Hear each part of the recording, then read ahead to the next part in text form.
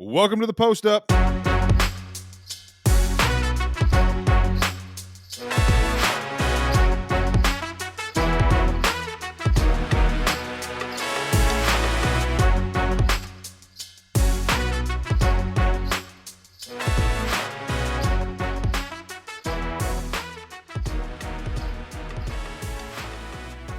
This is your new weekly NBA show coming from the GoldBoys Sports Network, where three friends talk about the association, which Dylan doesn't like this word, but the association right now, this playoffs is fucking electric. With me right now, live, baby, in the studio, at Ryan Props. What's up, dude? what's going on, dude? This is a pleasure. I actually live about 2 hours away from Michael, so this will be our first time to actually record side by side rather than over our computers. So I'm excited about this one. Not with us today is the third man of this booth, most important person of the three of us, at Dillbon00. He is celebrating his daughter's first birthday. Happy birthday, Demi. Happy birthday, Demi.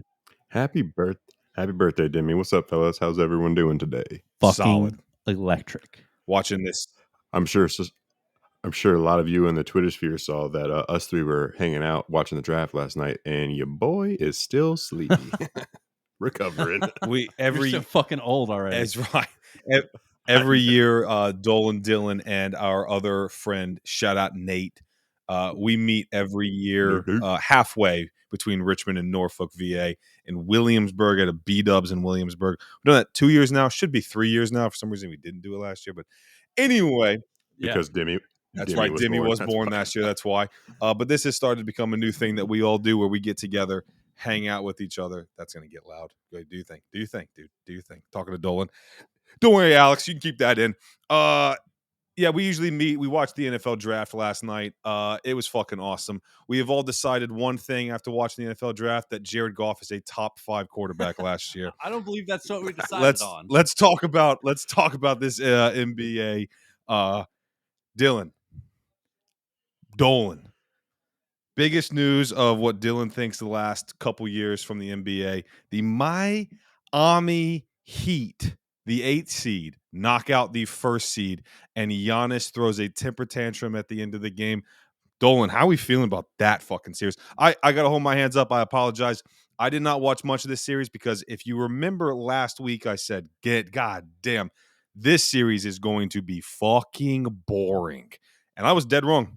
This series was fucking awesome. Dolan, what do you think about Miami beating the hell out of Milwaukee? Yeah, I was just going to say the same thing. I think it's funny if you go back and listen to our prior episodes.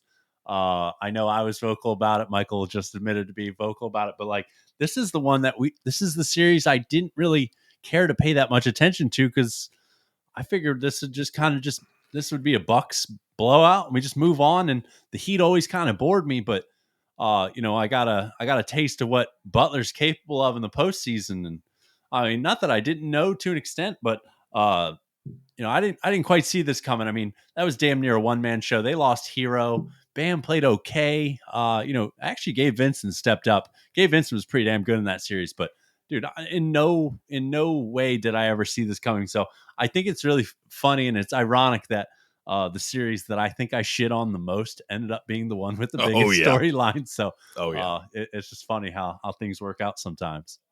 Dylan, how good is Jimmy Butler? Man, that was, at least for me, the best performance I've ever seen by anybody in the playoffs. I have never seen anybody, not even just like win it by himself, but will his team. Like, I was listening to a podcast and they say some teams have a winning culture and some players bring that winning culture. And Jimmy Butler is winning culture. That guy is something else. And I being a Celtics fan and them having so many series together that are just so intense, I try my best to dislike that guy, but you cannot dislike that dude. His story is good, being homeless and everything, not having any money, and then freaking just when he left Minnesota and there was that story that came out, he took the freaking 3rd team and beat the starters. Just like so much respect for that guy. That was the best performance I've ever seen. And Giannis, massive choke job, right, Michael? I'll tell you a quick story for the viewers, the listeners out there. I was at the gym because like I said, I thought this series was going to be absolutely boring. And I thought in no way, shape, or form that Miami were going to win, especially when Hero went out. I'm pretty sure I sent a text to the boys that says, all right, done and dusted, wrap this fucking series up. I had no faith in Miami. That's on me. Also, like a lot of other people, I don't want to pretend that we're the only ones that said Miami weren't going to fucking do anything. Everybody thought Milwaukee was going to bust Miami's ass. But I was at the gym, didn't watch a lot of this game, checked the scoreboard, saw that Giannis had dropped 38 and 20, texted the boys that the next morning, and these two came fucking after me for not watching that game. It was uncalled for, completely uncalled for, because I'm just trying to have a conversation with the fucking boys. It was uncalled for to go to the gym during this game. You're absolutely right. Pretty fucking electric. Miami upset. Is that the first time? No. Grizzlies did it No, against. sixth time, Yeah, I this think. is actually like 4 or Is it 5. really? Yeah, we talked about this. I think it's sixth. Is it? It's Yeah, sixth. yeah. We looked it up the other Yeah, it's a a sixth couple time. days ago. I unfortunately don't remember it, but it seems like Dylan does. So yeah, this is the I saw it. time They that- talked about it on TNT nice. afterwards. Yeah, 8th seed is beating the number 1. So still, quite historic for as long as the NBA has been around, and as many 1 versus 8 series as we've had. I mean, 6 times is not a lot. So this is big time. Just didn't see it coming. And I think it's on another level too, like not just the number 1 seed, but the favorite going into it to win it all, the best record overall, MVP candidate. It's just like someone who has done it before because they won it 2 years ago. I think just like all that stuff piled up on top of 8 seed being 1 seed is just massive. Absolutely. It's electric, There you go. guys. It's Attaboy. electric. It is electric. Dylan thinks that word gets thrown around loosely these days. He's probably right. But that series was absolutely electric. That's on me. Dylan, that's if true legit listeners of this podcast will know that a couple weeks ago Dylan said, I do not, as a Celtics fan, Dylan said he did not want to see Miami in that first round of the playoffs. That's probably why what we just saw here from Jimmy Butler, right, Dylan? I mean, that's absolutely why. I mean, that guy's made big shots. He's played in big games, and it's so weird because they were literally 3 minutes away of getting eliminated by the Bulls. It's just like, and then he just does all that, and it's like, I don't even want to say. Obviously, other players play well. Duncan Robinson hasn't played in who knows how long, and he came in and hit some big shots after Hero went down. Kyle Lowry had some big games. It's just, yeah. I mean, I did not want to face that team, and looks like I was right as usual. Shut up. Almost did not matter because you played the Hawks and almost choked on that one. Again, if you are a avid listener of this show, and if you are, shout out to you. Dylan, we made and we're going to run through our predictions of the first round here in a little bit. But when we I know Dylan for sure. I don't remember if Dolan did or not, but when we made our predictions for the show, Dylan and I said 4-1 to Boston. I mean, we were close. It was 4-2, but we did say that the reason we didn't go with a full sweep is because Boston will give you one. We always figured that. We've seen it in the past couple of years that Boston will give teams just a little bit of, and they almost gave Atlanta a full open door to come in and take this one. At the end of the day, it doesn't matter. It's 4-2. You move on. But how do you feel about your series overall, Dylan? Honestly, it's kind of disappointing. I had some moments, but I think that and I'm trying to be optimistic here. I think the biggest thing to look at is the Hawks are better than I thought. I'm trying not to discredit anything the Celtics did. I think Joe Mazzulla still has some growing to do with adjustments. And after they lost game 3, Jason Tatum came out, was like, we need to learn to be better than this. We've been through this before. We need to stop, as Doc Rivers says, playing with our meat. Good shout out there.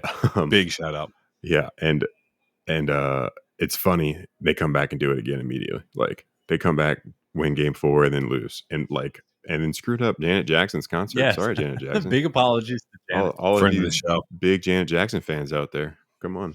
But Trae Young, like he played well. I mean, he played out of his mind. And just like we talked about before the postseason started, Trae Young's capable of winning a game, and he just happened to do it twice.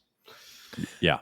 I think arguably a turning point of the series, at least when it became just a little bit more competitive, is not having Murray out there and seeing how that team operates with Trae just being the the distributor, the number one option as well. Like they just put the ball in his hands so much more instead of divvying it up between him and Murray. And that's when it kind of started to feel like they had some success. And then Murray comes back in the last game. And I mean, he barely shot. It felt like, I mean, he still took a decent amount of field goal attempts, but it felt like their plan was much different in the games 1 and 2 than it was in like the last game of the series, because they saw what Trae was capable of doing. And it was, he's borderline carrying them to difficult victories. And, we've talked about the Murray and Trae Young duo, and just how odd it is. And if anything, this series kind of proved it further. I say Trey just needs to be, he needs a Bogdan Bogdanovic right beside him, a guy that's just a catch and shoot, might be able to create his own shot when he needs to, but not like a full-time ball handler beside him. That just doesn't really feel like the kind of player Trey needs to play with. And yeah, like I said, I think this series kind of just proved that even further. That duo is just kind of odd, and I'm not sure how I feel But about his future. you saying that, Dolan, does that mean that Trey, you can't pair him with another star? Not What you're Not saying? necessarily. I think he would do really, really well with a star power forward or center. I'm not Yeah. sure about pairing him with I don't know if we're calling DeJounte Murray a star. He's probably borderline. But I'm not sure how I feel about him being paired with a star at his own position. I mean they're putting two number ones on the floor at the same time and just calling one of them a two, which is easier said than done. So, and again, like I said, that series just kind of proved that to be true. So, I think Trey would work really well with like certain players, like maybe like a Porzingis or something like that. Like, but not a guy that he has to share like distributing duties with and things like that. Like, I think he needs to dominate the ball to take them the furthest, and you can't really do that right now with the way their roster's constructed. Interesting summer coming up for these Hawks here of what they are going to be doing. John Collins didn't start the series off well, ended it okay, but still expected a little bit more from him. Expected a little bit more from Clint Capella as well. But very interesting series there. Ended at the end of the day 4-2. We all thought. Did you have this in 6? We'll go. I We'll talk did. about it. We'll talk about it at the end. We'll laugh at all of our predictions here shortly. Yeah. But at the end of the day, no harm, no foul. Boston moving on, and they are meeting the Philadelphia 76ers, who swept the shit out of the Brooklyn Nets. No surprise there, right, Dolan? Not too much. I think I picked Philly in 5. I kind of thought Doc Rivers was a bad enough coach that the Nets would be able to steal one. That didn't end up being the case, which is fairly relieving. It's nice that we went in. We didn't play with our meat, as Doc would say. So we went in. We Speak took for care of yourself. business. Yeah, no kidding. We went in. We took care of business, and I feel good about that. I like that they did what they were supposed to do there, which is it's not that easy when it's a 4-game span. I mean, it's easy to slip up and just kind of blow a game. So, pretty encouraging stuff. No disrespect to Brooklyn at all, but I mean, it's no surprise here that this was a sweep. I mean, Philadelphia is a better team, and when James Harden got booted in, was it game 2? I think that was game 3. 3. Okay, when Harden got booted and you still couldn't manage a win there. I mean, that was kind of writing on the wall of how this series was going to go. Shout out Mikal Bridges. We've been saying that for a couple weeks now on this pod, but he is a fucking dog. I don't know if he's a 1, but he's a damn good 2. He's a damn good 2 on a great team. We'll find out next year, but if you're the Nets, you still got to be feeling good going to this offseason, especially with all the drama you had. We'll do a preview in the summertime once everything ends of every team, but I do think it should be said. Shout out to these Nets fans and shout out to the Nets because they started this year so fucking dramatic with Kyrie and KD, and now you look at them and they've got a fairly good upside, but their season's over. Philadelphia and Boston. How are you two fools feeling about that? Dylan, I'll start with you. You feeling confident going up against 76ers right now? I'd say I wouldn't say confident. I feel pretty good about it. I'm trying not to get cocky, more or Talk less, your shit, because dude. Go on. Boston. I don't want to do that because I don't want to do that to me because we will fight, and he doesn't want to lose in a fight. Trust me. Shut up. And but I think one very small thing that the Celtics did in actually Game 6 that I think is going to be big in the Sixers series is giving Grant Williams some time and actually playing, because I think he's going to play well. He guards Embiid fairly well, and he can hit shots. He spreads the floor well. So I mean, the Celtics are made, like the way their team is made is to beat a dominant paint presence like Embiid. I think that the way they play 5 out, Al Horford tends to do decent against them. Embiid's going to get his. He'll probably average 30 plus if he isn't hurt. But I mean, from what I understand, his injury was a 1 to 2 week injury, so he might miss game 1. But we'll see. Have you heard anything on that, Not Dolan? really. Okay, I mean, he probably will because his vagina, but I mean, it is what it is. Um, but I think the Celtics are going to do it. I don't think it's going to be easy by any means. I do think that since the way the Celtics are set up, they'll beat him. But I think Joe Mazzulla is going to be tested for sure. His adjustments, I mean, like I said before the postseason started, like just proved in the first series that his adjustments need some work. Absolutely. So we'll see. Bruins just scored. Let's go. Yeah, I really needed the fourth game of this season. I needed the fourth game of this season against Boston really bad for like my mental state coming into this series. It's the one where Joel dropped 50 plus, just played his ass off, and we finally won after like the first three games. I'm just so used to seeing the Sixers come out and they go against the Celtics and they just look so scared, man. Pasternak's goal right there is so fucking ridiculous. Oh my Holy shit, dude. This is an NBA show, I'm but so sorry. oh my Wow. word. Oh my goodness gracious. Yeah, that we're was watching so game dirty. 6 of this Boston series and on the in the NHL, and David Pastrnak just scored one of the most ridiculous goals. I gotta say, That's insane. Dolan and I are at my house. We have a 3 TV setup here. We were also Damn right. watching the NFL draft and currently the Sac and Golden State game on right now. But geez, What's the score on that game? It's 22-23 right now. Dolan, go finish it with your top right there. Embiid drops 50 and finally gets a win over Boston. Yeah, it felt good. It makes me feel a little bit better walking into this series because just generally like this is the worst week of my year or 2-week period of what seems like every year where we just go against Boston and I can't sleep because this team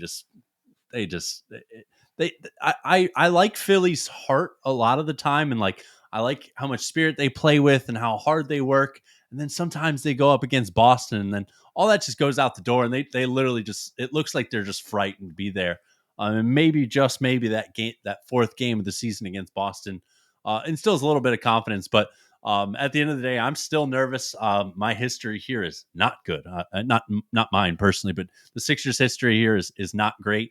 And then when you add in the annual Embiid playoff injury, it just makes it even scarier. So I'm unfortunately not going to sit here and talk too much shit because I don't think I have too much of a leg to stand on as of today recording this show. But a little hope. I think more confident than years prior. I think PJ Tucker will actually be a pretty big factor in this series because he can really get physical with Brown and Tatum, and a lot more physical than I feel like they're used to. And we'll see how that treats them. I think he can kind of piss them off a little bit more than what they're used to, and maybe even slow them down a little bit here and there too. So I think he'll be an interesting addition to this series, and I can't wait to see it unfold. All right, let's hear it. Dylan, let your nutsang talk your shit. What are your predictions? So I want to say something real quick. Dylan, I do think that the last game of the season, don't think Joe Mazzulla wanted to show the Sixers his hand. So I don't think I'm not saying they were trying to lose, but I don't think that they were playing to win that game personally, because the standings are already set. You can just like watching the game. He didn't make any adjustments or anything until the last like 2 minutes when they saw it was winnable. But again, I don't know that. I'm not on the coaching staff, though I should be. But I'm going to say Celtics in 6. I'm going to say Philly in 7. I can't pick against my team in this series. This is bitter rival. I can't pick against them. I'm going to say Philly in 7. This is going to be a big sweat for all of us. Boston just scored yet again. Not that matters to this podcast at all, but yeah, I'm going to say Philly in 7. All right, let's move on to the final Eastern Conference. Michael, what do you got? Huh? You didn't say your Fuck prediction. This series. I don't give a shit about either one of your teams. Let's give me Boston in 7. I think this series goes 7. I think this will actually be a very fun series. These two teams, I don't want to say don't like each other, but there is a recent rivalry there. They don't dislike each other. Tatum and Embiid are best buddies. Let's move on to the Knicks and Cleveland series. For me, this series can only be. I watched a lot of this one. I was most excited for this one. I said that last week when we recorded. Cleveland laid a fucking dud. Looking for more out of Mobley and looking for more out of Allen. Thought Garland played well. I thought Mitchell played on. This guy's fucking good. Donovan Mitchell is so good. Knicks win though.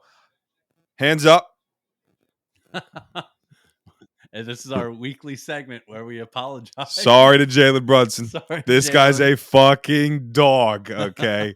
Dolan, thoughts on this Knicks Cleveland series, and can either one of these teams beat Miami? I'm sorry, Knicks it's done. Can the Knicks beat Miami? Yeah. I think the Knicks can beat Miami. I don't think the Knicks even really scratched their potential in that series. I think the Knicks can be much, much better. There was really little to no efficiency, which the Cavs are a really tough defense. That won't really change when they get to Miami. I actually think Cavs have a little bit better of a defense, so maybe it'll open up a little bit, but I think they'll also face a tougher test when they're on the defensive end. But I do think they could beat Miami. I think that Cleveland, I'm a big believer. It's so easy with social media and all this shit to kind of overreact with things.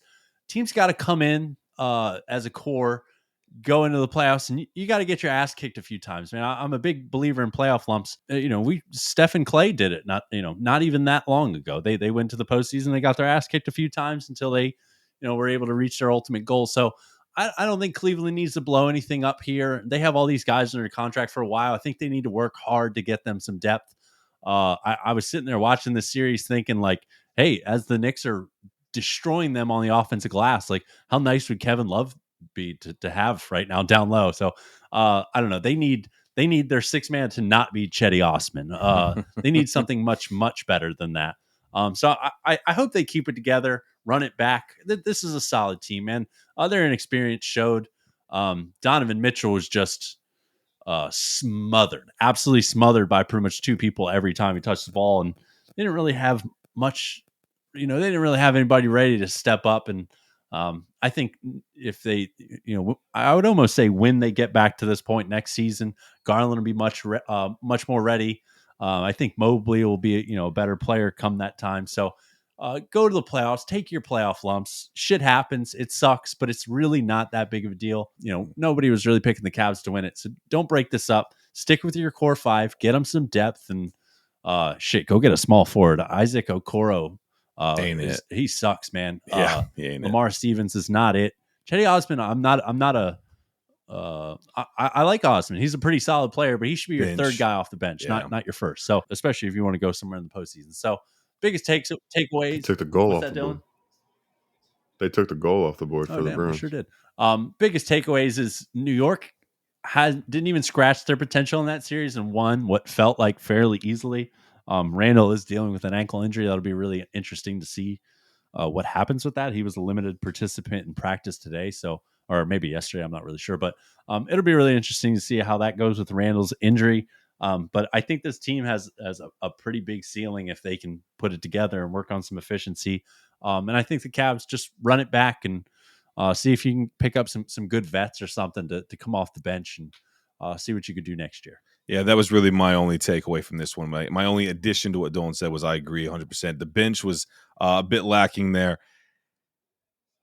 Tough one for Cleveland. I think came out yesterday that Garland possibly carrying around a knock in his knee. Small, doesn't need surgery, nothing like that, but been playing with that the whole series. Shout out to RJ Barrett. I thought RJ Barrett grew in the series. He started off very slow, but got pretty electric there. But Dolan was spot on there at the end that this series truly was not really that close. There's a lot of these games ended at like 20 points, but Cleveland came back because the Knicks knew that they had fucking won. But these games should have been 20-point games. Shout out to the Knicks. They're pretty solid. Dylan, anything you want to add on? Oh, yeah. I mean, a couple things. I'll start off with this. How do you think the Dallas Mavericks feel after Jalen Brunson dominating in the playoffs last year? Then he leaves and he's doing it again, and they don't even make the freaking. And they got to feel like the biggest pieces. They got to feel like the biggest dumb asses ever. And again, I don't want to come on Dallas too hard because you don't want to come on Dallas. That's right. That's right. I don't be coming after Dallas too hard because I think everybody was like, yeah, don't pay Brunson that money. So I mean, I'm not knocking Dallas, but they do, like everybody else. Sorry, Jalen Brunson. Yeah. I mean, Jalen Brunson to me he's like a mini Jimmy Butler. He's got that winning culture. He brings it with him. I think he proved that. Hey, Dylan, what's his celebration mean? Does this mean eating ass? What's this mean? Don't worry about it. That's what he said. It's got to be eating ass. That's immediately what came to my mind when I saw that. And It has to be. It has to be, and especially with this response. What else could it be? Go ahead, Dylan. Go ahead. I honestly, I think I was someone who I thought Donovan Mitchell was going to ball out, and I think he only played well game one. He didn't hit shots when they needed him to hit shots. I know that they were smothered, but to me, Darius Garland was more impressive than in the series than Mitchell was, especially when we're used to seeing Mitchell dominating the postseason. He's done it every year, and I think this is the most talented team he's had since he's been dominating the postseason. But I mean, it's a new system. I mean, they've been doing it all year, obviously, but it honestly makes me wonder, like, the coaching staff. But I mean, in Mitchell's defense, I mean, I can't remember what game it was. I think it was game 5, and they needed to get a big win, and it was when he scored like 0 points in the fourth quarter, something like that, like shot 0 for 9. And I swear 4 of those shots literally rimmed out. I'm just like, not much you can do on that one. Like, that's just unlucky. But the Knicks are good, man. They are deeper. I mean, Dolan, you called it. They're way deeper than I thought they were going to be. Grimes is supposed to come back game 1 too, which is big. Josh Hart, what a big pickup they got. They did not see that happening. Chelsea fans, shout out. Yeah. But I don't see. I'm interested to see what Randall does. I mean, the fact that Randall is their all-star, had a poor series, and they still won pretty handily says a lot about what that team is capable of. And I mean, it's hard to not hard to rule the Heat out. But I think this is going to be a dogfight of a series, and I am looking forward to it. Yeah, that's for sure. One more thing I wanted to add is I thought Thibodeau coached circles around Bickerstaff in that series. For sure, I'm absolutely. not sure if it was quite enough to warrant moving on from Bickerstaff. Not a terrible coach, but I thought he got outclassed. I didn't really think the battle of the minds on the sideline was really that close in that series. So something to consider for the Cavs. Thoughts on predictions for the series, Dylan? What you got? Man, it's so hard to predict the series, man. You don't know what Miami Heat you're going to get. I'm going to go Knicks in 7. Nice, Michael. You go ahead. I want your prediction next. I actually got Knicks in 6. I think it's going to be an upset here. I like the Knicks a lot. I think Quickly has a great series. It's funny that we would refer to this as an upset. Technically, seeding wise, yeah, for sure, that's not an upset. I think expectation wise, after beating the Bucks, it's pretty interesting. Okay, so you guys both going Knicks. I'm going to go Heat. Got to go Heat in 6 games here. I'll say, Dylan, what'd you say? Did you say you said Knicks in 7? Yeah, Heat in 6. Heat in 6 for Dolan. Gonna be. I'm actually extremely excited for that series coming up. Let's move on to the Western Conference. What do you think, boys? Absolutely. Do we want to start with the games going on tonight on this beautiful Friday? Something like that. Or you want to talk about this? No. We got to talk about something else. Let's talk about this Suns Clippers series. I don't know. It's unfortunate. It's been a couple days. We usually record on Thursday. We should have recorded then, but again, the NFL draft came along. This would have been for me the number one talking point, but Miami upset the Bucks. Time to blow the Clippers up? Yes or no? Don't think too long. Just yes or no, Dolan. Yes. No. Yes. Dylan says no. Dolan says yes. No. I'm on the yes train. Let me tell you why. The Clippers only have a first-round pick this year. Their next first-round pick is in 2027. They have absolutely nothing to build off of. Now, that will beg the next question of what in the fuck do you get for Kawhi Leonard and what do you get for Paul George and who the hell wants them? But this is an absolute travesty of what happened here. Now, the Suns are a good team. We're going to talk about the Suns in a minute, but this is this Clippers team is – these two guys have only played Dolan put up his hand trying to tell me something. These two guys have only played 30% of their fucking games together.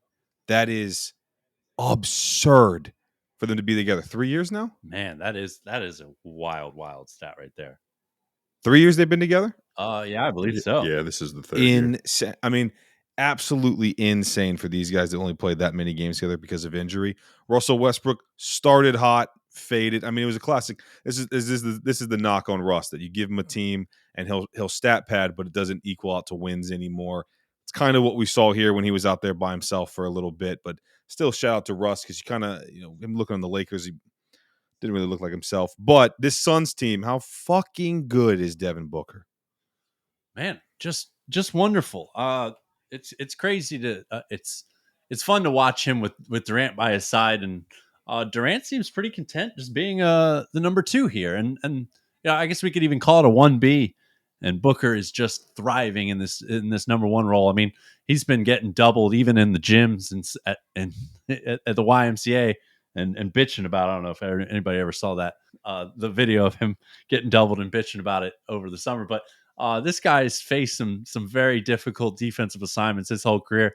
Boy, did Durant's presence open up the floor for this man, and he couldn't have played a better series. I mean, so efficient.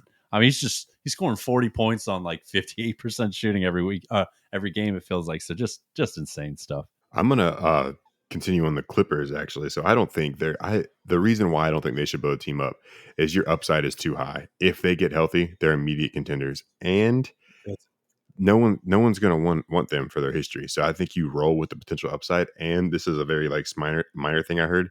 They're opening a brand new arena, not next season, but the season after. And you can't do that with no I stars on disagree. your team. You need someone to fill those posters and stuff with in there. And you got to do that. And I just like, they're in a better place now. I would just wait until because their contracts are up. You're not going to get anything for them. Nothing where that's going to put you in a better situation than you are now. Absolutely not. I disagree. I disagree a little bit there. I don't think it's completely like invalid. Just a matter of opinion, really. I don't think what Dylan said is not invalid at all. It's completely valid to think that. I disagree. That I think you can go into a new stadium with not Kawhi Leonard and Paul George, because right now when you have them on your books, they're not playing. So it doesn't really matter if you're paying them. You're paying both these guys $500,000 and they only played 31%. That's a fact. You can look that up. 31% of the games total that they could have played together. That's all they played. So you're not playing with either one of these guys often. I do think they should blow it up because, again, you don't have anything. If this doesn't work out in the way it hasn't worked out, and these guys keep staying injured, and you gotta feel bad. At some point, you do have to feel bad for him. I know it's fan culture to get mad at Kawhi Leonard, but at the end of the day, he has been injured through this whole thing. So I feel like you can definitely get something for Paul George. I don't know what you're going to get for Russell Westbrook, but I think you got pieces there. He's a free Yeah, I agent. know. I'm just saying, like, if you re-sign the guy, like, I don't think you can get much for this guy. I don't know what you're gonna get for Kawhi. I mean, like I said, Dylan's argument there is valid because who wants him and what are you getting for him? But it's better than having absolutely nothing right now. We'll see if this team doesn't stay healthy, though, the way that it's been going for the past 3 seasons or whatever long it's been. I mean, this is one of the worst, best teams we've possibly ever seen. You got something to add on, Dolan? Yeah, I wanted to add on as far as my opinion of blow it up now. We got to see Kawhi. We got to see 38-minute Kawhi and how good he still was. And what a travesty it would be to wait like another year and say Kawhi, not only do you have to start to deal with like the injury concerns, but you start to see his game kind of fall off.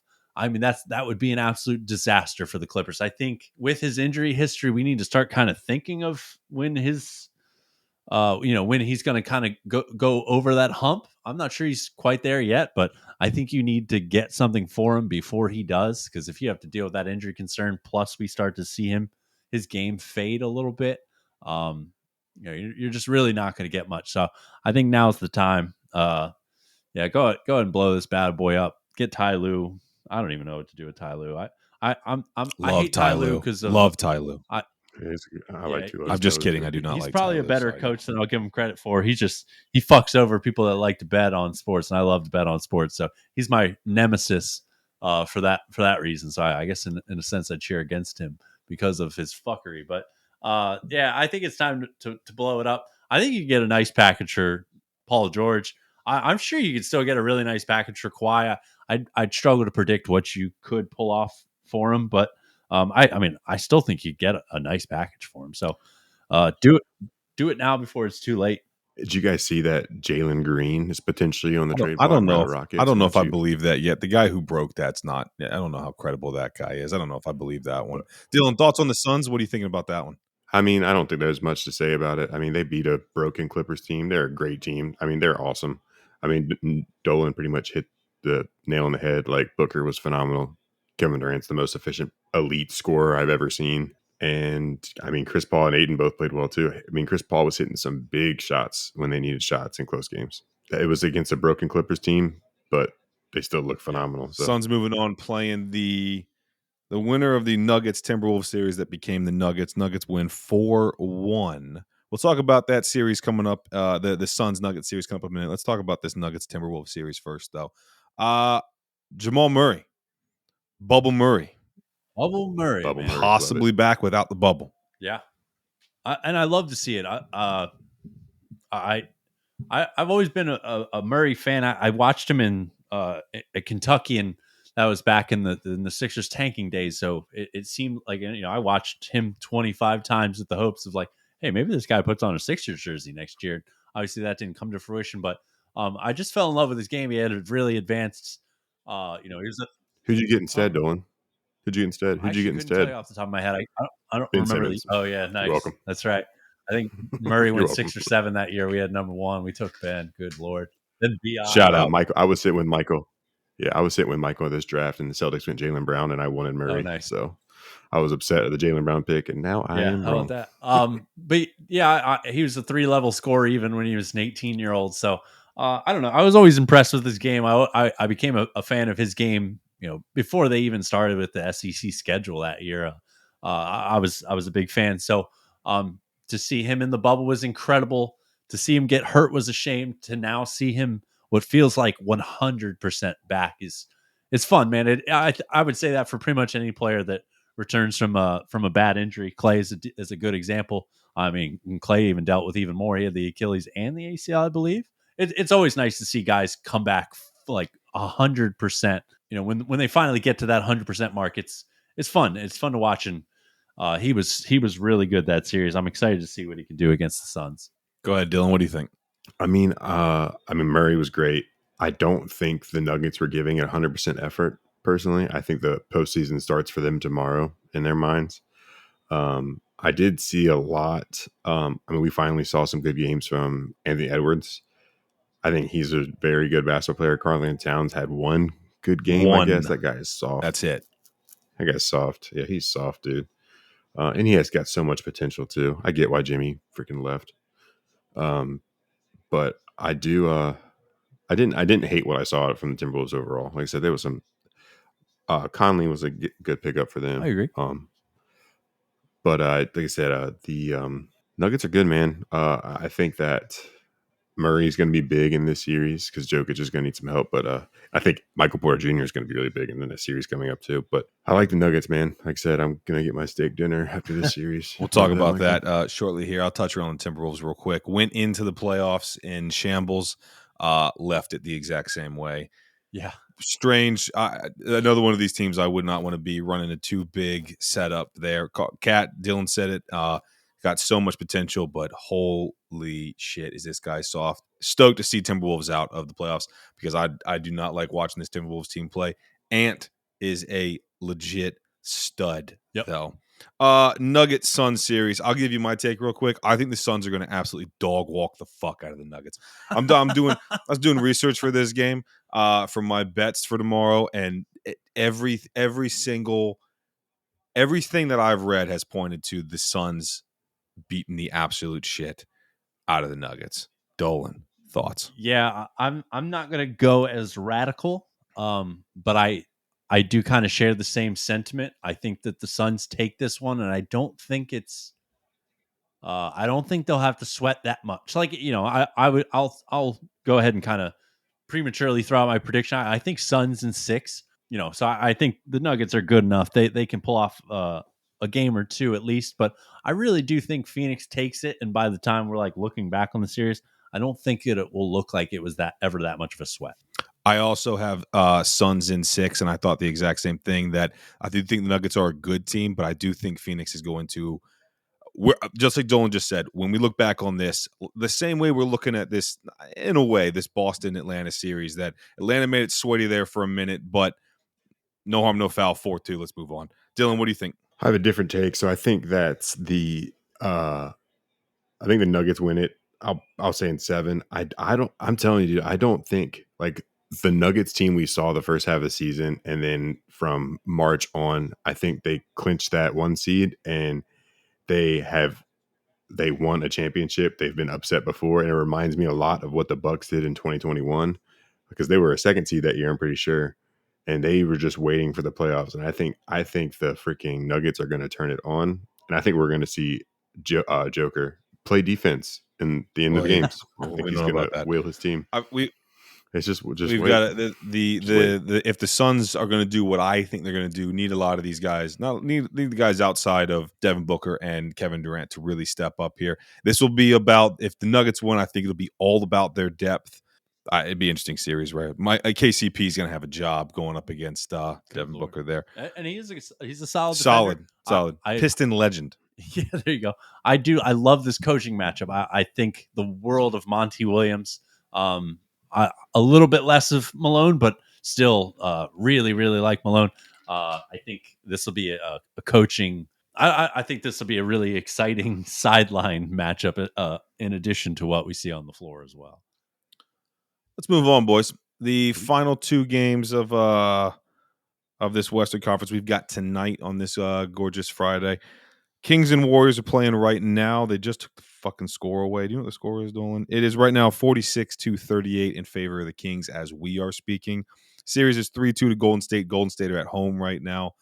Got to get this one, right? Cannot go back to Sacramento with that fucking rabid fan base at 3-3 when the Warriors have been fucking dog shit on the road for the majority of the season. How are you feeling about this one, Dolan? Are you feeling good about lighting the beam? Are you feeling good about Sabonis? A lot of drama in this one. Why is everyone talking about Sabonis being a dirty player? I don't really know. He's using the ball as a weapon. Who the fuck knows what that means? I do not. I don't really buy into that too much. I think that talk's kind of died down, which is nice. We kind of can just get back to the series itself, which has been a really fun one. I'm having a blast watching this in the background while we're recording this. I kind of want it to go 7. I honestly think if it does, that Sacramento pulls this off, this take could go real sour real quick. I think they're down, what was it, 8 right now? Golden State's down 8. I think they win this game anyway. This ends right here, right now, tonight. I could look like a complete asshole in an hour and a half, but we'll see. I think Golden State figures it out, pulls this one off here in the next couple hours. Stay tuned for our rundown of our predictions. I had the most hilarious prediction for this series. Dylan, what are your thoughts on this Golden State Sacramento series? How you feeling about our boy Sabonis getting picked on by the media? And did you agree with JJ Redick that the refs were giving the first 2 games to this Sacramento team? I did not. I thought the Draymond thing, we talked about it last week, Draymond thing was weird, but I think this has been a good series. What do you think, Dylan? I mean, it's been a phenomenal series. I'm sick. I mean, I don't think it's fair to. I can say it's okay to blame referees for bad calls. I don't think it's fair to say that they are sabotaging a team. Like I think that just would literally ruin sports if that's the case. And if you think that, you shouldn't be watching sports because it makes it pointless to watch. I think that it's really, really. I say I want the Sacramento to win more than anything, but it's really hard to bet against the Warriors. That's for certain. I hope the Kings can win it. I think that the series has been phenomenal. The energy at each home game by the home crowd is Electric. unmatched Go to on, any other don't series. say it. Unmatched. Oh, fucking every listener that we had just fell asleep hearing the word unmatched. But electric would have sent them out of their seat. That's you right. blew it. That's right. Yeah. It's been unmatched by any other series I could think of. It's been awesome, like just seeing both these home crowds. And I mentioned it, I can't remember if it was last episode or the episode before last, but just like if you would have told me a few years ago that the Kings have a really good home crowd, I'd be like, yeah, who? that's right. I mean, it's been awesome. Stephen Curry he's the most entertaining basketball player to watch play. How he just dominates the game without the ball in his hand. It's so impressive. And he's been doing it for 8 years now. 40 years old. It's crazy. I mean, dude, those Davidson games do not feel like that long ago. And I know. That was awesome. Yeah, he's getting up there, man. He's getting old these days. What a shot by Fox. I hope the Warriors pull this one off. I don't know. I just want to see it. I want to see this Warriors team get another one. Still to be seen here. Still to be seen. But it'd be an interesting series. I can't believe you do that to Judy. That is really messed up. Friend of the show, Judy. Shout out to you. Been a fan of this team, this Sacramento team for 17 years. They've been absolute dog shit for 16 of them. Let's move on. Grizzlies, Lakers. This is another one. If the Warriors don't get it, I want to see LeBron get one so bad. Interesting. No way, dude. Screw the Lakers. That's not a comment What are you Yeah.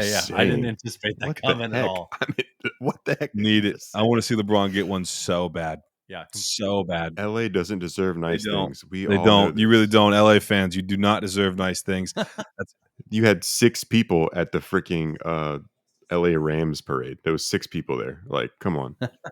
You need better fans in LA. Y'all Lakers and suck. Grizzlies. What are your thoughts on this? What are your thoughts of this series, Dolan? Good question. I'm glad it went at least another game. I thought Ja was pretty damn good last game. LeBron kind of shit the bed. AD is, I mean, good lord. I mean, it feels like 2-3 minutes into the game, you know what AD you're getting, and oh man, it's pretty much never the same guy in back to back games. He's just such an interesting. I kind of hesitate to call him a superstar. I don't know. What happened? He was. This guy was a legit Yeah, star. and he's still you can is, make a yes. case he still is, but man, he just vanishes, absolutely vanishes. Some games, then the next one, as you'd expect, he comes back and he has his way with it. But man, is there any player of his talent level that is that inconsistent like that? Dramatically hit or miss. I'm not sure there is. So Lakers are just a hard team to put your finger on. I think their deadline was probably the best of any team that we're talking about tonight. I think they made massive moves at the deadline. I was such a fan of what they did, and I think they put themselves to a from a playoff contender to potentially a team that really could pull this off, considering they have LeBron and AD. But it's hard to project their future because what the fuck are we going to get from AD on any given day? Nobody knows. Nobody knows. But what I will say is if you're planning on betting Anthony Davis points, just watch his body language the first 2 minutes of the game. He'll tell you whether he's going over or under. That might be the easiest thing in sports as far as I'm concerned. Yeah. So I don't know, man. Lakers, they need AD. They need like 5 good games a series out of AD instead of every other one to if they really want to go far. And I think he's the key to the team. Obviously, they have LeBron, borderline GOAT, but I don't think he's their most important player. I think AD is, and they need a lot from him. And he delivered last game. If your most important player is 38 years old and his name's not Tom Brady, then you have Well, a I problem. mean, I guess LeBron would be the only other acceptable 38-year-old answer. I think he showed some age last game for He sure. does look a little bit like he lost a step, but he's just still so smart. He's still obviously so good and impacts the game so significantly. And I still think he has that championship level play, but he needs his secondary star to be that every night, and we're just not getting it right now. So it'll be really interesting to see what we get tonight because we got a good. When you say a secondary star, you mean Austin That's Reeves, true. right? That's true. Honestly, we credit them at the deadline. Or I'm sorry, I credited them at the deadline and all the moves they made. Honestly, bigger than the deadline was probably inserting Reeves into the starting lineup and kind of giving him the keys to just play free for 34 minutes. I mean, you'll see in big situations, LeBron will be playing off ball while Austin Reeves makes the decisions. What the fuck? Like that's so insane to consider, but he's that good. He's worth that. He's that caliber of player. So what an addition. Not necessarily addition because he's been there, but I guess when they place the trust in him to play the role they've given him now is probably even bigger than what they pulled off at the deadline. He's just been so terrific. So Lakers are probably the hardest team to predict from this point out because we just don't know what we'll get out of AD, but we got a good game last time, so let's see if we got another good one tonight. Sitting at 3-2 right now for the Lakers. We got a game tonight. Dolan, you've been telling me for weeks now that this Dylan Brooks kid is good. What's going on with him this series, man?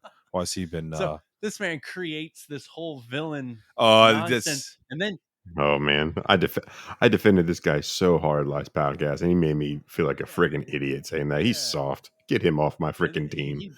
He might not be in the NBA next he year. blamed Scrub. the media So for disappointed. creating or calling him this villain instead of acknowledging him Embracing the way it. he acted. You got to embrace it. Exactly. That him saying that made me respect Draymond Green so much more. I I'll tell you 100% agree. At least Draymond's a dick, and he'll get up and do a press conference he and say, "Hey, I'm adapts to a it, dude. fucking dickhead." He said Brooks didn't show up. they asked him. He said, "How did you feel about getting suspended coming back for 1 minute into your rotation after getting suspended and getting a tech, he said, "I'm me. I've been me for 30 something years. I'm not going to change." I'm like, Yeah, freaking do you, yeah. Draymond. I love I'm that not a guy now. I have so much respect for him, and I hated him for Yeah, so I'm long. not a huge fan, but I gotta respect that. Yeah, yeah. At least he owns who he is. When Brooks didn't, he no show to these press conferences after they got their asses kicked. That's just pathetic, man. Yeah. Oh yeah, he truly might. I don't think he won't be in the league, but you can make a case that he won't be. But I mean, this series he's brung nothing. He's brung nothing to the series. I want to talk about Memphis for a second because Dolan did a lot of talking about the Lakers. I think something really big that happened last game was they freaking Taylor Jenkins finally made some lineup adjustments, and I mean putting because Luke Kennard needs to be in the stretch floor because Dylan Brooks cannot hit any freaking shots. So they put in Luke Kennard at power forward and Jaren Jackson at the 5 and play 5 out. And that just seemed to work. And I also think Desmond Bain is finally getting hot. Like John Morant's been playing well. Jaren Jackson been putting up some numbers. But they need Desmond Bain. I think he's the X factor for that team. Desmond Bain, he is. I think he's a very underrated basketball player. Desmond Bain, huge fan of love me. that guy. Can't see me in the He's weight room, good, though, I'll dude. tell you He that. is good. That's right. He's frail. Let's go. Hit the weight room. Yeah, just absurd. Yeah, I'm a big fan, and it's been interesting to see they let him kind of dictate the offense a lot more these past couple games, and he's done it with great success instead of Ja just kind of full time running the show. They've let Bane almost play, pseudo point guard a couple times, and it's worked wonders. I mean, he's dropping 30, and he really upgraded his passing this offseason. He's been a really good passer this year, and yeah, No one cares. fuck you. I'm a big Desmond Bain fan. Really, the only guy on that Memphis team I would say that about. Gonna be interesting to see which one of those 4 teams move on to play each other. We will put out our predictions because it'll probably happen before when we record next week. We will put our predictions out on our Twitter. Go follow us at the Post Up Boys so you guys get official. So you don't think they were lying here. And with that, let's move on to what those predictions were. Dolan, pull up our round 1 predictions here. Let's have a good laugh. Let's start in the Eastern Conference and let's walk through and tell us who each one of us picked to win these games. Where you want to start? Okay, I don't think there's a better place to start than the Miami Milwaukee series. We'll start off with Dylan. I will little preface very quickly. I don't have our picks for LA and Phoenix. I don't know what happened with that series. I don't have those, but we predicted the other 7. We will be better. Yeah, we're going to rattle off 7 series instead of 8. If you're wondering why, that's why we just never took those predictions for a reason. I said Clippers in 7. All right. for Well, what it's Dylan worth. was wrong. I said Phoenix and exactly how many games it was, however many it was. So No, I didn't say that. Never mind. I take that I back. doubled down and went with the Clippers. yeah. But anyway, there's no better place to start than the Milwaukee Miami series where Dylan had the Bucks in 4, Michael had the Bucks in Stand by 5, it. and I Stand by had it. the Bucks in 5. So we all got that one Dip dead wrong. shits. Yeah, dead wrong. The next one, I think we'll stay in the East. We'll go Cavs and Knicks. Dylan had Cavs in 6, so he takes another X mark. Michael had Cavs in 7, Rough. another X mark. I actually had the Knicks in 6, so I actually hit on that one. Following one was Dylan had the Celtics in 5. It ended up being a 6-game series. Michael had Celtics in 5. I had Celtics in 6. Final series is the Sixers series where we all had the Sixers in 5 games. Yes, we all had them in 5. So Dylan got 2 of the 4 right. I guess as far as the winners are concerned, he got tally them up. none of the series games correct. So Dylan was 2 for 4 on winners and 0 for 4 on the amount of games. Michael was 2 and 2, and he did not get any of the amount of games correct. I was 3 and 1. The Knicks were in 6 or 5. 6. Okay, so I was 3. No, It was 5. Fuck. 5. I was 3 and 1, and I got the Celtics in 6 correct. So that Celtics in 6 is the only one in the East that was predicted correctly by any of us, down to the games. That is. When we move over to the West, we'll start with Well, let's start with the series that are over, I suppose. Although we, like I said, we didn't take the Phoenix series. Dylan had the Nuggets in 5. Michael had the Nuggets in 7. I had the Nuggets in 6. How many games is that? I kind of gotten lost a little bit. It went, It went it five It went games. 5. So Dylan actually nailed that one. Nuggets in 5. Looking at this game that we're watching right now, which is Warriors and Kings, Dylan had the Warriors in 6, which is very possible tonight. Michael had the Warriors in 4. That didn't quite work out. I had the Warriors in 7, which is also still alive. So we'll get back to you on that one. We'll see. And then the final one, of course, is the LA and Memphis series, where Dylan has Memphis in 6.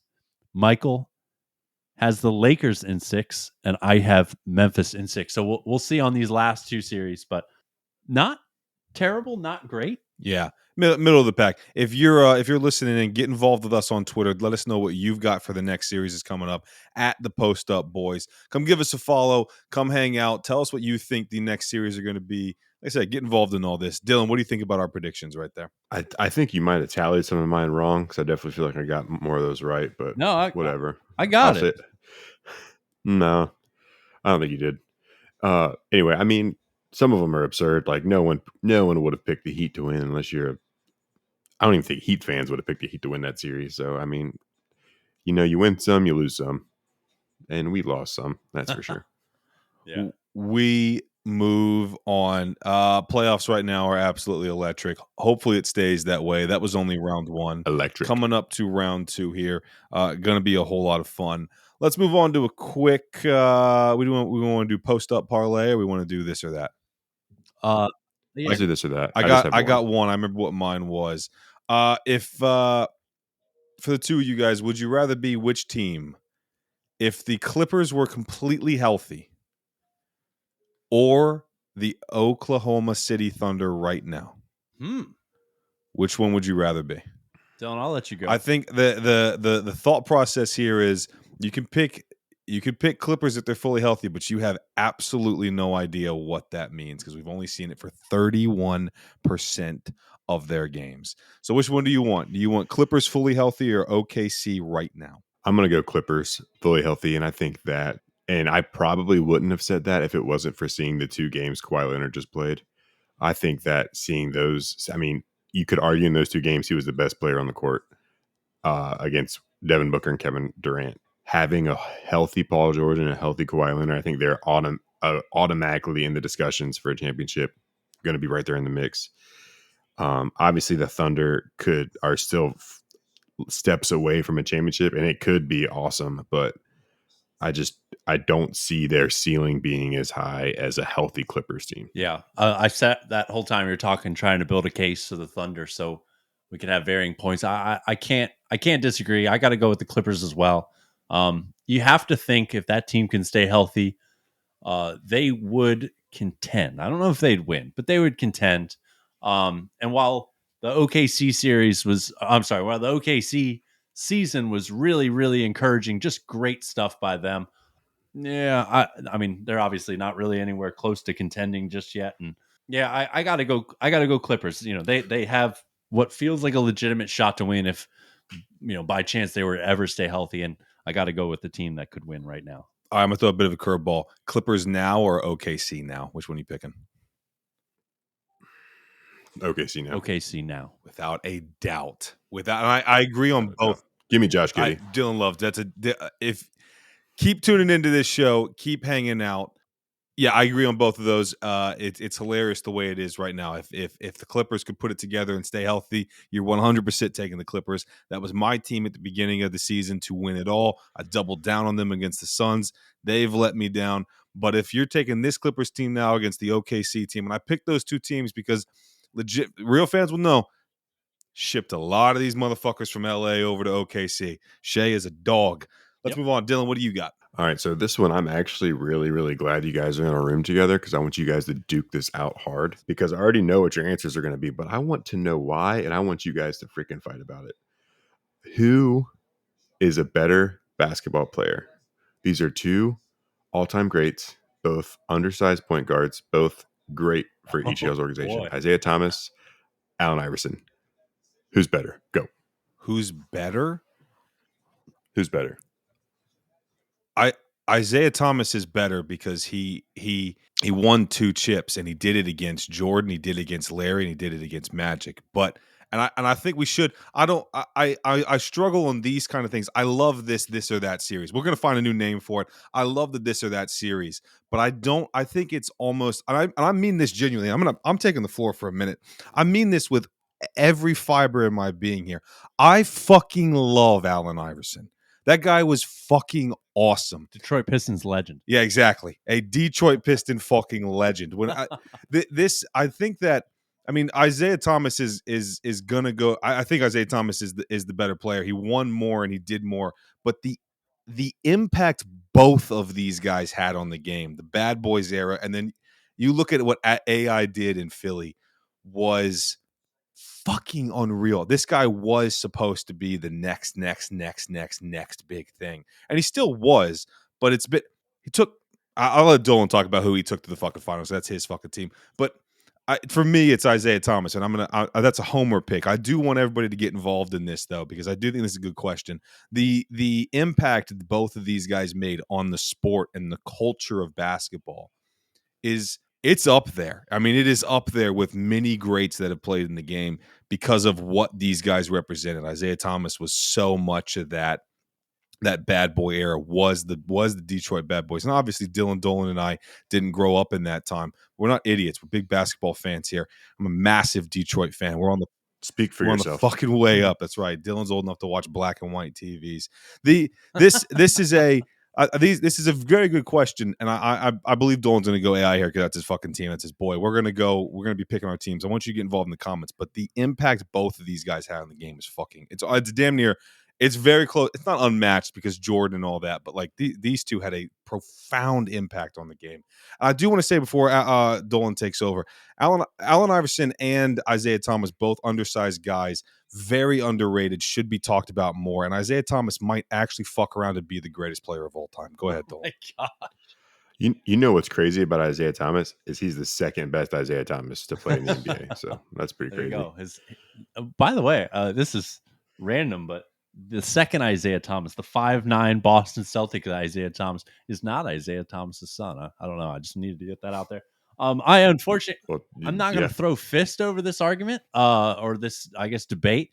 I do think this is super close. I will go AI, but I think you can make a terrific case just because AI wasn't able to win. I mean, his biggest, career accomplishment as far as winning is concerned was taking the Lakers to 5 in 2001, which that Lakers team was just so damn good. It's a shame, and it's kind of insane that they even managed to win one. I think the Lakers went 16-1 that postseason. They swept everything except for the game one. I believe it was the step over with AI over Ty Lue. So shout out Ty Lue, you fucking asshole. Sorry. It's a shame. AI's career was obviously it was terrific. Michael spoke to the impact on the game, the impact on just the NBA culture and just almost like American culture. It felt like to an extent, AI was just so massive with it, and he did so much with so little. And I actually pulled up the 2001 roster, and we had to pause the show so I could run to the bathroom and throw up. This roster's so bad, man. I mean, good Lord. Raja Bell, Phoenix Suns legend Raja Bell was on that Love team. that guy. Love Raja honestly, Bell. He's the reason why I watch the NBA. This one's funny. Tony Kukoc was on that team. Aaron McKee was all right. Miller was all right. Nazir Muhammad was okay. Dikembe Mutombo was pretty decent at the time. Theo Ratliff, honestly, that's two of the best shot blockers ever. But age had kind of caught up to him at that point. Eric Snow was halfway decent, but this team stinks, man. So to even get to the finals that year is incredible and kind of speaks to the level that AI played at and just what he was able to do. But Philly management just did him so wrong, and he just never had any help to be able to pull things off. So I'm going to say kind of homerishly, I'm going to go AI here. I think I'm not mad at Michael or anybody that would take Isaiah Thomas because end of the day you want to win, and unfortunately, Iverson was never able to pull that off. So that fucking blows. That's one of my bigger sports regrets is that he never was able to win a ring. But yeah, that's a terrific question. I really like that because I was born in '93. I did not get into basketball until late, but when I didn't watch basketball, when I didn't know anything about basketball, genuinely, I knew of three guys: Kobe, Jordan, and Allen Iverson. yeah, We all three of us grew up in the late '90s, early 2000s. Is when, those were fucking solid years, by the way. And AI Amen. was fucking dominant in those years. Shout out Backstreet Boys. Shout out Aaron Carter and the Backstreet Boys and everybody else balling in the fucking 90s. That's right. But again, AI was the early 2000s with Kobe as well, but AI was just that fucking guy back then. And again, Dolan and I talked about it, the culture that both of these guys had on the sport and how they impacted it. I mean, like I said, it's fucking damn near unmatched. AI was a fucking dog. Isaiah Thomas, though, best player possibly of all time. Played with Giants, was 6'1". We'll have a. Don't worry, everybody. We'll have a podcast fully dedicated to the Detroit Pistons coming up here soon. We won't. There's nothing to talk about. We actually want to have listeners, so we'll probably. I mean, I know this one kind of gets thrown around. This one's off the cuff. What's a bigger travesty? Charles Barkley not winning one, or AI not winning one? Good one. Steve Nash not winning one. I'm gonna go AI. Yeah, although Barkley, so Barkley. I'll go Barkley dude. played his entire career pretty much before I had even could say the word basketball. So, there is a little bit more ignorance involved, but I've looked at his stats a million times. I've watched highlights a million times. I mean, this guy was so unbelievably good. He was absolutely phenomenal. Maybe my answer is a little like time based bias because I know so much more about AI's career because I at least lived through some of it. I actually wasn't that big into basketball during AI's prime. It came close to like 2007 where I really, really became obsessed. And at that time, his time in Philly was starting to fade. So I am going to go AI. Maybe a little time bias with this one because I know a little bit more about his career personally. But yeah, it's a damn shame. AI. I would have loved for him to have won and brought one to Philly. Old heads, jump into the Twitter sphere. Join us at the Post Up Boys. Let us know what you think about some of these questions here because I think they're all valid questions. They're awesome debates. Yeah, come join us at the Post Up Boys. I got a quick one, and this one I always get hesitant to ask because I'm not going to like the answer sometimes. But who had a better career, Jason Kidd or Steve Nash? Give me. I mean, Kidd got the ring at the end, but. Give me the white man with the locks. Give me Steve Nash. Give me Jason Kidd because when he was a coach, he had a player bump into him and spill liquid on the floor to get a timeout. That's my answer. I'm going to stick with that. Let's move on to the Steve Nash is one of my all-time favorite players. I should let Dylan say that. Steve Nash. When Dylan and I were growing up, Dylan wanted to make a Phoenix Suns room in his house because he loved Raja Bell and Steve Nash. Let's purple and orange, baby. Purple and orange. Till you die. Let's move on to the 6th annual. 5th? 6th? One of those. I don't know. I can't count. Post Up Parlay. We're going to start with me. The only game tomorrow on Saturday. You guys will be listening to this on Saturday, April 29th. The only game going on is the Suns and the Nuggets series opening up. My play is Michael Porter Jr. Dylan probably disagrees with it because he thinks MPJ is going to have a good series here. I've got MPJ unders 16.5. The reason I'm going with this, he has absolutely never hit that against the Suns. The Suns have the best defense going up against small forwards. You got to keep in mind though, they don't have Bridges anymore, so I feel like that's pretty big. Yeah, they don't have. They definitely do not have Bridges, but they haven't had Bridges for a long while now, and they're still beating the shit out of these small forwards. I've got Michael Porter Jr. going under 16.5. He's never hit that against the Suns. Give me that, Dolan. What do you got? I'm going to go with a pretty chalky pick here. I'm going to go Durant over 27.5. That's a number I in almost every game, especially postseason when he's playing 40 plus minutes. It's just a number I'm super comfortable with taking him out of it. I think he matches up pretty well. I guess he draws Michael Porter Jr., who I think he can take advantage of. I think he has a little bit better of a matchup than Devin Booker does. although Booker will likely be a little bit more heavy volume shooter. But yeah, I think KD can average 30 this series. I think he gets off to a good start and hits this over 27.5 for us. What Dolan just said, I want to piggyback off of. That was another reason why I like MPJ's unders. I do think he will be taking on the Kevin Durant stuff. I think Kevin Durant's going to tire this poor guy out, and that's why 16.5 is far too much for me. It is my favorite play tomorrow out of all my bets, which is why, if you know how betting goes, you know how betting goes.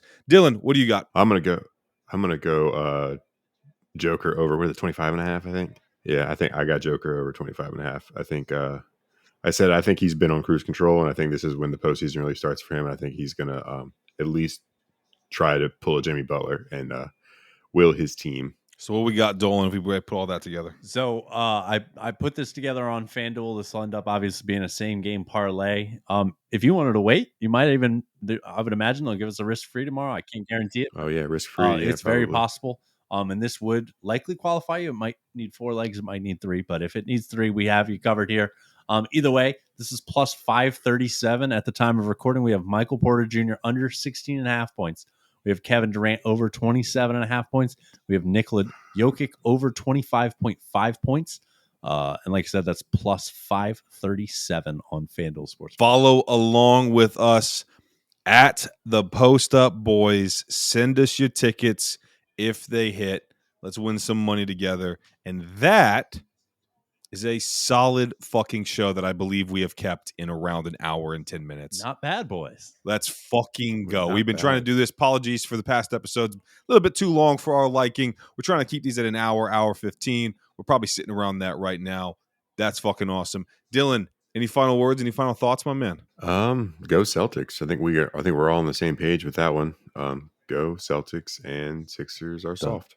That's it. All right. Dolan, final words, final thoughts? Everybody make sure you go to church on Sunday. Say your prayers for Joel Embiid's knee. Jesus. We need this knee to be in good shape. This lateral collateral ligament on his knee. We need it more than we need air at this point. So, talk to whoever you need to talk to make sure this knee gets right for me. Final thoughts. I look forward to next Thursday when we record and the Celtics are up 2-0. Final thoughts for me. If you are one of those people that are going to church and praying for Joel Embiid's knee and something happens, make sure that you tune in on Thursday because that show is going to be what, Dylan? Electric. Damn right it is. Thank you all so much for tuning in. We appreciate the hell out of every single one of you guys. Again, I've plugged it a bunch of times. Come follow us on Twitter at the Post Up Boys. We're going to get the fuck out of here so don't waste too much of your time. Before we do the quick plugs, Dylan, where can the people find you at? At Dillbond00 with no Celtics Z. fans, I say it every single week. Dylan needs more Celtics fans following him. He will talk all day, every day about Boston Celtics. Dolan, where can the people find you at? That's at Ryan Props. Props is with a Z at the end. He does all of his sports gambling research on his tiny ass cell phone. If you guys don't know, this man's got significantly big hands. He stands at 6'8", I think is what Dolan's standing at. That's not true. Dude's got massive hands, and he's got on this little tiny ass phone. I don't know how the fuck he does it. It blows my mind every single time I talk to him. He does not use a computer. This man is a fucking psychopath. Go follow at Ryan Props with a Z. You can find me at Carefree Willis. Come hang out with us on Twitter. Follow the show at the Post Up Boys. Again, thank you all so much for listening. Be friends by telling your friends about the show. We will see every single one of you all on Friday of next week. Yep. See you later. Deuces.